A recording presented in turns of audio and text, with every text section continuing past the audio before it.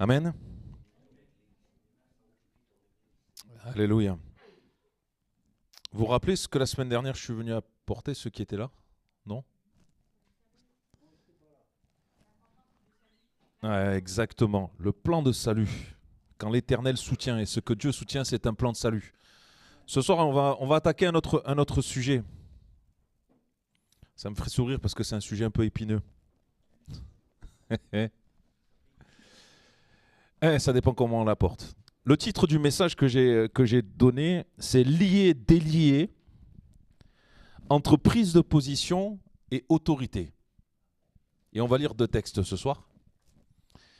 Dans l'évangile de Matthieu, à partir dans le chapitre 18, à partir du verset 15 jusqu'à 18, où il est dit « Si ton frère a péché, va et reprends-le entre toi et lui seul. S'il t'écoute, tu as gagné ton frère. Mais s'il ne t'écoute pas, prends avec toi une ou deux autres personnes afin que toute l'affaire se règle sur la déclaration de 2 ou 3 témoins. S'il refuse de les écouter, dis à l'Église, et s'il refuse aussi d'écouter l'Église, qu'il soit pour toi comme un païen et un publicain. Je vous le dis, en vérité, tout ce que vous lierez sur la terre sera lié dans le ciel, tout ce que vous délierez sur la terre sera délié dans le ciel. Je vous dis encore que si 2 d'entre vous s'accordent sur la terre pour demander une chose quelconque, elle sera accordée par mon Père qui est dans les cieux. Car là où 2 ou 3 sont assemblés en mon nom, je suis au milieu d'eux. » C'était pour le premier texte. Et le deuxième texte, dans Matthieu 16, versets 18 à 19, où il est écrit « Et moi je te dis que tu es Pierre et que sur cette pierre je bâtirai mon église, et que les portes du séjour des morts ne prévaudront point contre elle. Je te donnerai les clés du royaume des cieux. Ce que tu lieras sur la terre sera lié dans les cieux. Ce que tu délieras sur la terre sera délié dans les cieux. Amen. » Et donc ce soir, on va parler de ce verset. Ce que tu lieras sur la terre sera lié dans les cieux. Ce que tu délieras sur la terre sera délié dans les cieux. Quand j'ai lu ce verset, je pense à Alexandre le Grand, ce conquérant merveilleux.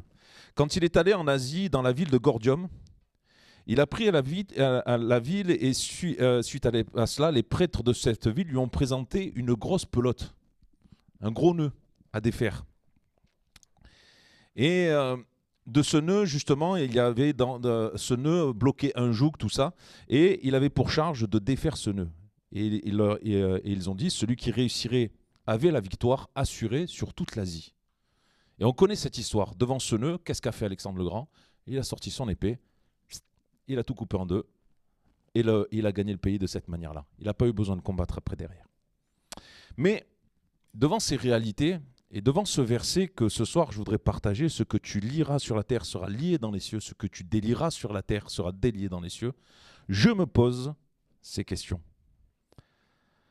Sommes-nous appelés à défaire des nœuds impossibles parfois pour remporter des victoires? Sommes-nous appelés à agir avec autorité en toute situation? Ou avons-nous un pouvoir insoupçonné pour agir, pour intervenir? Et je crois que c'est important de se poser ces questions ce soir. Je vous laisse les réponses. Quand on regarde le contexte, on voit là tout un enseignement qui est donné où Jésus est avec ses disciples à partir de le contexte à partir de Matthieu 16, 21 jusqu'au chapitre 18. Et Jésus est en Galilée, il part de Jérusalem où il devait souffrir. Et de son voyage, Jésus va donner à ses disciples différents enseignements. Il parlera de sa mort par 2 fois, la souffrance du disciple, il parlera de la puissance de la foi et les occasions de chute dans tous ces chapitres 16, 17 et 18. Mais il va aussi vivre des temps forts. Nous l'avons lu, Matthieu 16, Pierre va recevoir la révélation de Christ. Tu es le Christ, le Fils du Dieu vivant, dans Matthieu 16, 16. Ils vont vivre la transfiguration. Ils vont être là, ils vont voir Jésus transformé. Sur la montagne. Et ce qui est intéressant dans ces chapitres-là, et le chapitre 18, verset 1er, commence par cette réalité-là, où les disciples se diront, qui donc est le plus grand dans le royaume des cieux? Et la question des disciples pouvait avoir peut-être été occasionnée par la distinction accordée de Pierre et à Jacques et à Jean, qui étaient avec Pierre justement. dans ces moments-là, au moment de la transfiguration. Et la question suppose que les disciples étaient en accord sur toutes les réalités, certaines réalités que Jésus annonçait, mais finalement sur la position de chacun. Finalement, il y en a certains qui vont peut-être mériter plus que d'autres. Ils vont avoir une plus grande autorité que d'autres. Mais la réponse de Jésus montre qu'il voit se manifester dans leur discours une préoccupation égoïste et orgueilleuse. C'est moi le premier. Non, c'est moi. Mais non, moi je prie plus que toi. Mais non, c'est moi. Mais moi j'ai vu la transfiguration. Non, mais moi j'ai été rempli du Saint-Esprit. J'ai vu qui était Christ. C'était un peu cette course-là. Et j'aimerais partager, vraiment voir ces choses-là. Ce que tu liras sur la terre sera lié dans les cieux. Ce que tu délieras sur la terre sera délié dans les cieux. Ces réalités-là de lier, délier. Cette interprétation, malheureusement, elle a été utilisée de différentes manières. Rappelez-vous les questions que je nous ai posées au départ. Sommes-nous appelés à défaire des nœuds impossibles pour obtenir la victoire? Sommes-nous appelés à agir avec autorité sur toute situation, en toute occasion? Ou avons-nous justement un pouvoir insoupçonné? Et quand on regarde, certains chrétiens dans leurs prières brandissent cette phrase magique. Nous voulons lier dans le nom de Jésus.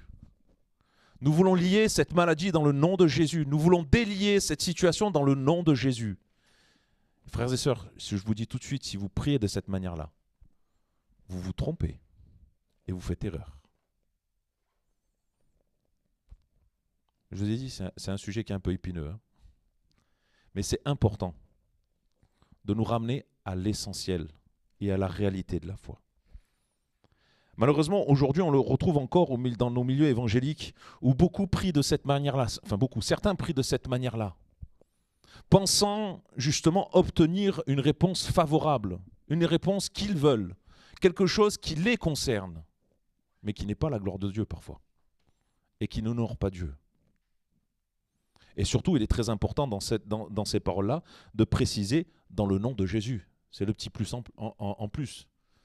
C'est la chose qu'il ne faut pas oublier de mettre. C'est très important. Et je voudrais parler avec vous de l'autorité de Pierre. Dans le contexte de Matthieu 16, quand Pierre reconnaît Christ comme le Fils de Dieu et qu'il reçoit cette révélation, Jésus lui dira « Tu es Pierre et sur cette pierre je bâtirai mon église ». Certains pensent que Pierre reçoit une autorité bien particulière. Ainsi, l'expression « lier, délier » vient appuyer le fait que Pierre reçoit les clés lui permettant d'ouvrir et de fermer un peu ce qu'il veut. C'est-à-dire d'accepter ou d'exclure ce qu'il a envie. Un peu, je vais prendre une image un peu plus grossière, mais un peu comme un videur à l'entrée d'une discothèque, d'une boîte de nuit, de ce que vous voulez, où il va trier les personnes. Toi tu rentres pas. Toi tu es accepté, toi tu n'es pas accepté. Et c'est une pensée qui est fausse, malheureusement. D'autres pensent que l'autorité aussi qui est donnée aux disciples, lié, délié, est un lien avec le fait de défendre ou de permettre, et ils voient une autorité donnée à Pierre, justement, et aux disciples pour le gouvernement de l'Église.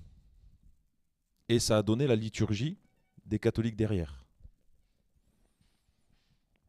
Et nous voyons qu'il n'y a pas de changement avec les pharisiens, en fait, de la parole de Dieu. C'est moi qui décide. On ajoute des lois, on ajoute des commandements, on ajoute des principes. Et ce n'est pas ce que le texte nous annonce. Mais il y a une autorité que l'on oublie, c'est l'autorité de Christ donnée aux disciples. Et c'est aussi une des explications qui est la plus proche de ce que nous avons lu. Lié, délié, est proche de cette parole que Jésus va donner dans Jean 20, verset 23. Jésus leur dit de nouveau, « La paix soit avec vous. Comme le Père m'a envoyé, moi aussi je vous envoie. » Après ces paroles, il souffla sur eux et leur dit, « Recevez le Saint-Esprit. Ceux à qui vous pardonnerez les péchés, ils leur seront pardonnés. Ceux à qui vous les retiendrez, ils leur seront retenus. » Quel est le rôle de Christ? Quand on parcourt les évangiles, toute l'œuvre de Christ, nous voyons que pour certains, leurs péchés ont été pardonnés, mais que pour d'autres, sont repartis condamnés. Et l'annonce du royaume des cieux a eu pour certains une odeur de vie, mais pour d'autres, une odeur de mort. Prêcher l'évangile autour de nous, on le sait et on l'a vu. Pour certains, ça va susciter du questionnement. Pour d'autres, ils vont se dire, mais oui, Christ est Seigneur. Ils vont le comprendre, le réaliser. Mais pour certains, ils vont le refuser, le rejeter, voire même peut-être, on l'a vécu, nous insulter dans ce que l'on fait. Mais c'est une réalité. L'annonce de l'évangile a ce double effet. Pour certains, elle aura cette odeur de vie et les conduira à la compréhension de qui est Christ. Mais pour d'autres, elle aura cette odeur de mort. Ce sera une condamnation pour eux parce qu'ils auront refusé le secours qui est en Jésus-Christ. Dans Matthieu 10, les versets 34 à 36, il nous est dit « Ne croyez pas que je sois venu pour apporter la paix sur la terre. » Et c'est Jésus qui parle. Je ne suis pas venu apporter la paix, mais l'épée. Car je suis venu mettre la division entre l'homme et son père, entre la fille et sa mère, entre la belle-fille et la belle-mère. Peut-être que ça en arrange certains, entre la belle-fille et la belle-mère. Et l'homme aura pour ennemi les gens de sa maison. Et quand on regarde la réalité des choses, combien peut-être on l'a vécu au milieu de nous? Je sais que moi, dans ma famille, à un moment donné, parce que je priais, je lisais ma Bible, on m'a dit, toi, tu vas finir curé. Bon, j'ai fini pasteur, me direz-vous. Tu vas finir curé, tu vas vivre en ermite avec ta Bible, ton Dieu. De personnes de ma famille. Pas d'amis, de collègues ou quoi que ce soit. Des gens de ma famille. Mais c'est la réalité. La parole de Dieu a vraiment cet effet et, excusez-moi, parfois elle divise. Pourquoi? Parce qu'elle a cette odeur de vie pour certains, mais cette odeur de mort pour les autres. Certains vont l'accueillir à le cœur ouvert, entier, ils vont la recevoir, d'autres vont la refuser et la rejeter. Et quand on regarde le ministère de Christ, nous contemplons que nous voyons que la parole a sauvé des âmes, mais qu'elle a aussi divisé. Et souvent, ça s'est trouvé à contresens des coutumes. Regardez le nombre de fois que les pharisiens ont essayé de mettre à défaut Jésus. Quand les disciples, le jour du sabbat, vont arracher des grains pour les manger. Hey, dis-moi, là, tes disciples, Jésus va les reprendre. Et il va les ramener à la réalité. Christ était l'ambassadeur du Père sur la terre. Quand on regarde le rôle des disciples, Jésus va lier la mission des disciples à sa propre mission. À être justement à sa propre vocation. Il les appelle à continuer sur la terre l'annonce de l'évangile de Christ. La bonne nouvelle de la manifestation de l'amour de Dieu en Jésus-Christ, de la manifestation du royaume de Dieu par Christ. Et il y a là ces réalités-là, et comme Christ a été ambassadeur du Père, ils sont à leur tour devenus ambassadeurs de Christ. D'ailleurs, c'est pour ça qu'on s'appelle chrétiens, des petits Christ. Et nous sommes à notre tour des ambassadeurs. On connaît ce verset de Actes 1, 18, « Mais vous recevrez une puissance, le Saint-Esprit survenant sur vous, et vous serez mes témoins à Jérusalem, dans toute la Judée, dans la Samarie, et jusqu'aux extrémités de la terre. » Nous sommes appelés à être ambassadeurs de Christ. Et nous voyons là aussi que comme Christ a dérangé, les apôtres aussi, à leur tour, ont dérangé. Et on voit leur vie. Certains ont été emprisonnés, d'autres ont été battus, d'autres ont fini leur vie décapités, d'autres... Enfin, ça a été terrible. Hein. Mais ils ont touché des cœurs et des vies par l'annonce de l'Évangile. Et j'insiste sur le fait par l'annonce de l'Évangile. Ils n'ont pas fait de grandes choses, ils ont annoncé l'Évangile. Quand on regarde aujourd'hui le rôle de l'Église, l'Église a ce mandat-là d'être justement ambassadeur du royaume de Dieu, de refléter la grandeur de Dieu et de continuer à poursuivre l'Évangile. C'est un avant-poste du royaume de Dieu entouré de la puissance des ténèbres. Nous sommes au milieu d'une ville, Givors est bien particulier. Pourquoi? Il y a beaucoup de musulmans. Et c'est très obscur l'islam, hein, quand on s'y intéresse. À Marseille, quand j'étais sur Marseille, j'étais dans un quartier où on avait deux communautés. D'un côté du quartier, on avait les Comoriens, qui est un islam très dur. Où là, par contre, ça plaisante pas.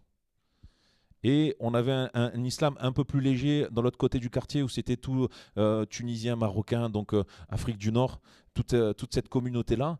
Et on était au milieu. Et je peux vous garantir que des manifestations, oui, on en a vu. De l'opposition, on en a connu parfois. Et c'est des réalités. Et l'Église a ce rôle de propager la bonne nouvelle de l'Évangile. Nous sommes appelés à être le reflet de la personne de Christ. L'apôtre Paul écrit aux Éphésiens au chapitre 3 versets 8 à 10 « Et moi qui suis le moindre de tous les saints, cette grâce a été accordée d'annoncer aux païens les richesses incompréhensibles de Christ et de mettre en lumière quelle est la dispensation du mystère caché de tout temps en Dieu qui a créé toutes choses afin que les dominations et les autorités dans les lieux célestes connaissent aujourd'hui par l'Église la sagesse infiniment variée de Dieu. » Par l'Église. Et nous avons ce mandat.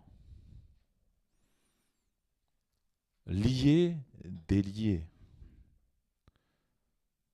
Quand on regarde le point commun entre toutes ces réalités-là, c'est l'annonce de la parole de Dieu. L'annonce du royaume des cieux. L'annonce de ce que nous dit la Bible et de Jésus-Christ. Et justement, il y a là le rôle de la parole. En recherchant et en préparant ce message, je me rends compte que nous sommes engagés et même pleinement engagés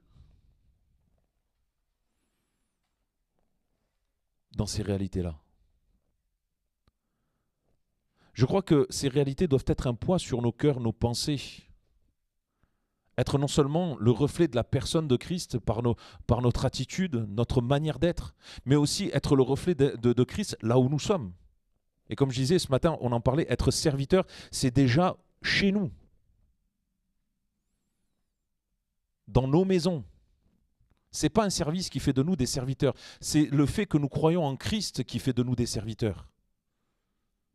La propagation de l'évangile, montrer l'amour de Christ, la miséricorde de Dieu, ça commence chez nous.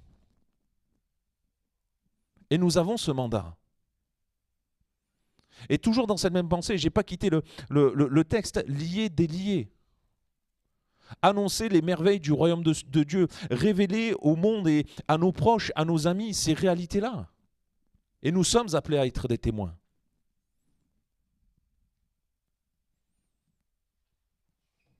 Lier, délier n'est pas un jugement de notre propre chef, mais c'est l'annonce de l'évangile, l'annonce de la bonne nouvelle. C'est pour ça que je vous dis, si vous priez et vous dites pardon, oh l'erreur, et vous dites je lis dans le nom de Jésus, ou je délie dans le nom de Jésus, vous vous trompez, frères et sœurs. Là, c'est un exemple concret de sortir un verset de son contexte. C'est pour ça, les jeunes, hein, il est important de replacer le texte dans son contexte. Et là, Christ nous ramène à ces réalités-là. Lier, délier n'est pas un jugement de notre propre chef, de notre propre décision.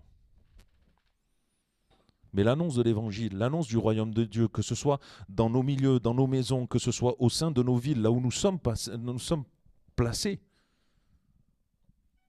va pour certains peut-être en reprendre, ou d'autres vont s'approcher de Christ.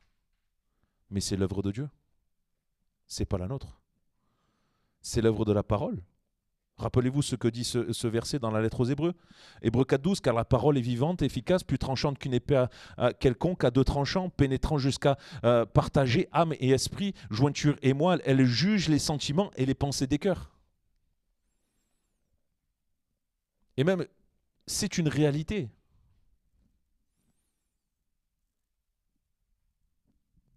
C'est une réalité. Il nous faut avoir foi non pas dans ce que nous sommes, mais avoir foi dans la parole de Dieu et dans son action. Elle est parole de Dieu. Le Saint-Esprit a conduit les différents auteurs à écrire ces mots. Et comme, je dirais, à constituer la Bible que nous avons aujourd'hui. Mais elle est parole de Dieu. Elle va peser nos pensées, nos cœurs, nos douleurs. Elle va peser justement chacune des vies, les faire passer au crible. Et chez certains, ça va dégager de l'horreur, du refus, comme chez d'autres. Ils vont peut-être tomber à genoux, reconnaître qu'ils sont pécheurs et se donner à Christ. Vous savez, sur Marseille, il y a eu souvent des personnes inconverties qui sont venues. Mais il y a une personne qui m'a marqué particulièrement. On faisait la réunion de prière une réunion de prière le jeudi matin, et cette dame qui était venue, on commence à parler et à échanger sur la Bible, et puis on a prié un petit moment, et puis cette femme, elle est intervenue d'une manière un peu non conventionnelle au sein de l'église. Bon, je ne connaissais pas, c'est la première fois qu'elle venait. Et je vais m'approcher d'elle, et on commence à parler. Et puis d'un coup, elle s'est levée. Non, non, laissez-moi tranquille, je refuse, je m'en vais, je disparais, je ne veux pas savoir, je ne veux pas ceci, je ne veux pas cela. Et elle est partie. Mais c'est une réalité. Nous ne sommes pas appelés à utiliser la parole pour justifier nos actes ou pour juger ou pour condamner. La parole se suffit à elle-même pour mettre en lumière le cœur de l'homme, et déjà nos cœurs aussi, nos pensées. La parole se suffit à elle-même pour juger les actes, pour justifier des vies. Parce qu'elle est elle-même la vie, et parce que toutes choses ont été faites par elle aussi. Amen. Ça va, je ne vous ai pas perdu là? J'ai encore 10 pages, je peux continuer? Dans un deuxième aspect, je veux voir le caractère du disciple.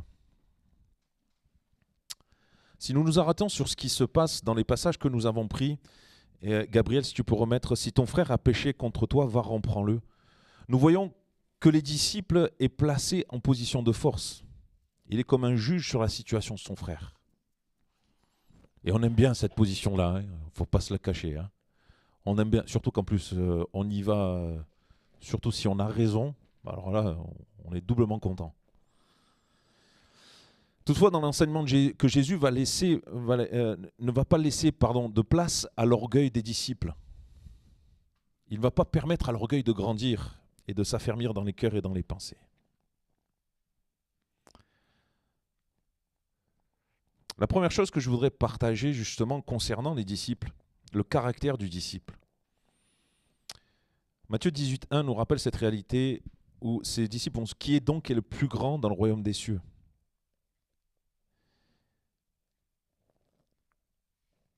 Et Jésus va instruire les disciples sur une façon très concrète. Il prend un petit enfant et il le place au milieu d'eux. Il va se servir de ce modèle pour leur représenter l'humilité. Et l'esprit de soumission aussi. Il va prendre cet enfant comme un modèle. Christ lui-même s'est présenté avec humilité. Quand on regarde dans l'évangile de Matthieu, au chapitre 20, verset 28, c'est ainsi que le Fils de l'homme est venu, non pour être servi, mais pour servir et donner sa vie en rançon pour plusieurs. Soyez comme des enfants. J'ai des enfants, je leur demande des fois un service. Tu peux aller récupérer le sel dans la cuisine, s'il te plaît, pour le mettre à table. Tu peux aller chercher ça, s'il te plaît. Tu peux faire ça, s'il te plaît.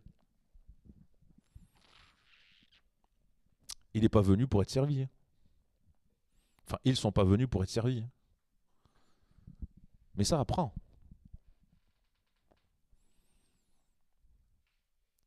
Et ce que Jésus enseigne n'est pas de lui, mais du Père. Aux pharisiens, aux scribes, il leur dira je dis ce que j'ai vu chez mon Père. Et vous, vous faites ce que vous avez entendu de la part de votre Père.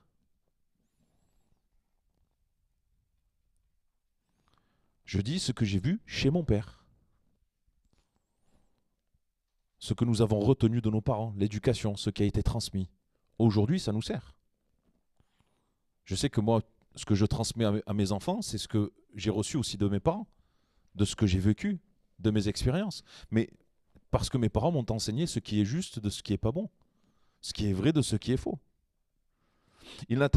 Jésus n'a pas transmis, n'a transmis que ce que le Père a montré. Il est resté soumis au Père et obéissant au Père. Combien de fois Jésus a prêché pour sa paroisse? Zéro. Hein. Il a annoncé le Père. Il a révélé le royaume des cieux. C'est une vérité. Prenez la parole de Dieu. Tout ce qu'il dira ne reflète pas sa personne, mais reflète le Père. Il n'a pas désobéi à la volonté de Dieu. Il ne s'est pas écarté du plan de Dieu.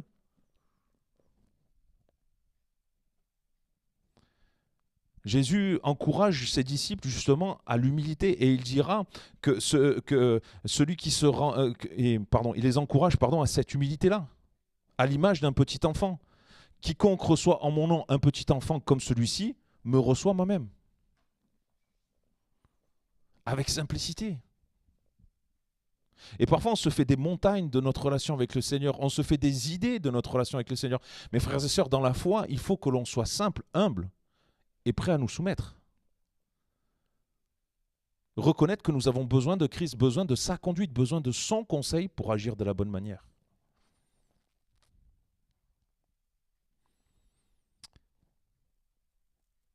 Un autre point pour le caractère du disciple, justement,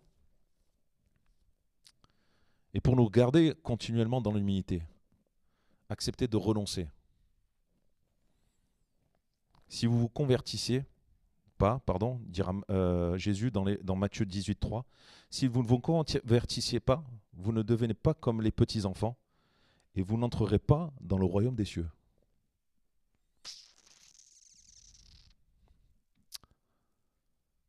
Je ne sais pas si vous imaginez un peu la situation, accepter à renoncer à soi-même, à nos passions, à nos désirs, pour nous soumettre à la conduite de Christ. Une fois, je le partageais, ça, et je crois que même je l'ai dit à Vienne, sommes-nous prêts à perdre? Sommes-nous prêts à perdre nos raisonnements parfois, parce qu'ils sont faux? Sommes-nous prêts à perdre nos habitudes? Parce que la parole de Dieu nous a montré certaines choses et que ça ne colle pas. Sommes-nous prêts à perdre, justement, nos dogmes parfois qui empêchent l'action de Dieu? Nos principes de vie qui parfois ne sont pas toujours conformes à la parole de Dieu? Sommes-nous prêts à perdre? Sommes-nous prêts à renoncer à certaines choses pour l'œuvre de Dieu, pour la gloire de Dieu? Et je ne parle pas de service, attention. Je parle de foi, d'engagement spirituel, de marche avec le Seigneur chaque jour. Je le précise. Sommes-nous prêts vraiment à renoncer à nous-mêmes? On cite souvent David. Hein, fais-moi passer au creuset. Regarde si je suis sur une mauvaise voie. Et conduis-moi dans la voie de la vérité. C'est des paroles que l'on connaît par cœur. Mais est-ce qu'aujourd'hui, c'est des mots qui sont inscrits dans nos cœurs et dans nos pensées? Même quand on prie, si on prie dans ce sens-là, est-ce qu'on prie avec sincérité en disant « Seigneur, regarde si je suis sur une mauvaise voie ». Un petit exemple tout simple. Quand j'ai fait des colos, et j'ai fait des colos dans le personnel, j'étais à la plonge, et j'avais un frère africain à côté de moi, et je me rappellerai toujours, ça a été une année compliquée, cette colo-là, et je disais, mais franchement, je discutais avec le frère qui était avec moi, à côté, on avait tous les deux la tête dans le bac, en train de gratter les marmites. Pourtant je prie, je dis au Seigneur de me donner de la patience et de l'amour, je comprends pas, je galère, j'ai l'impression que tout s'abat sur moi, tout est contre moi. Et lui, il était mort de rire dans le bac à côté, et il me regarde, il me fait, mais tu sais pas ce que tu as demandé, toi?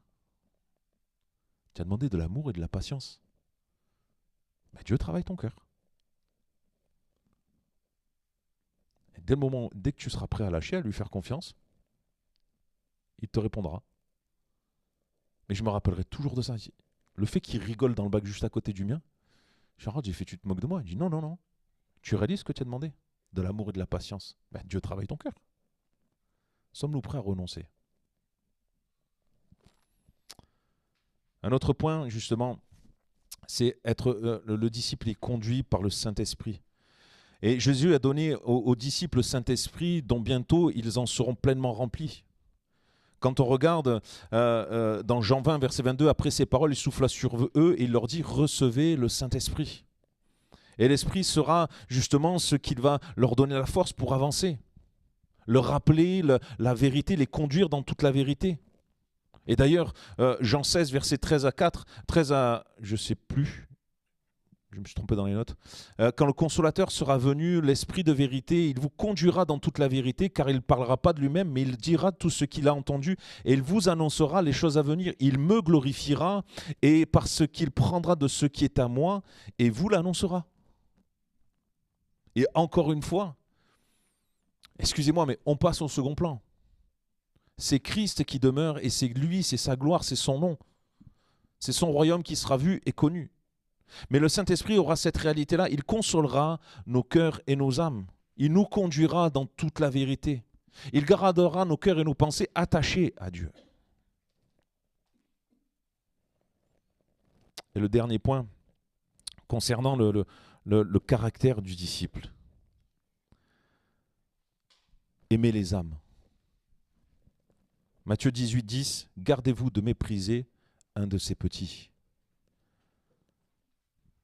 Et le Seigneur donne 3 raisons pour ne pas le faire. 1, ils sont l'objet constant du ministère de notre Seigneur et des anges qui les représentent devant la face du Père.